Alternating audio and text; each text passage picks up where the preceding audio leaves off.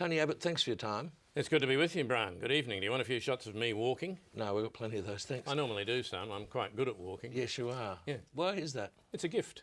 Terrific. Always had it. Good. Tony Abbott, you're opposed to a carbon tax? Yeah, I was trying to keep that quiet, and we haven't announced that yet, but yes, I am. How is the world going to deal with carbon emissions if there's not a financial disincentive to producing them? Brian, I'm not opposed to the reduction of carbon dioxide emissions. But how is it going to happen if there's not a market-based mechanism for doing so? Well, I repeat, Brian, I'm not opposed to the reducing of the carbon moleculars. Emissions.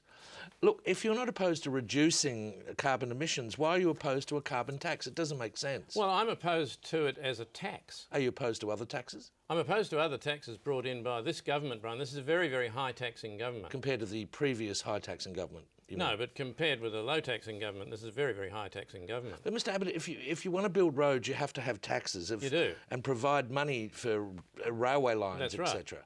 Exactly. That's right. So, and people understand that, and if they want roads and train lines, they are happy to pay for it. That's right, but that way they get a road or a train line, Brian. They're buying infrastructure. So your objection actually isn't to taxes? Brian, my objection is to a tax brought in by not only a very high taxing government, there's another issue. This is a party that went to the last election we've heard that and one, said to the public, they did say this, Brian, they said, we will not bring in a carbon tax. Sure. And Julia Gillard now ought to be man enough to get up and tell the public. She ought to be man enough, Brian. She ought to have the courage to get up and say to the public, look, I've changed my mind. I don't know what I'm doing. I'm hopelessly out of my depth. I'm now in bed with the Greens and I'm going to bring in a great big huge new tax. How do you think she'd go saying that? In an election? Yeah. I think we'd beat her. So do you think she'll do it? Brian, my problem is that what she's got is one product in the shop window, but she's selling something else out the back. So your objection to a carbon tax is not on the basis that it won't reduce carbon emissions. Is that right? What are they?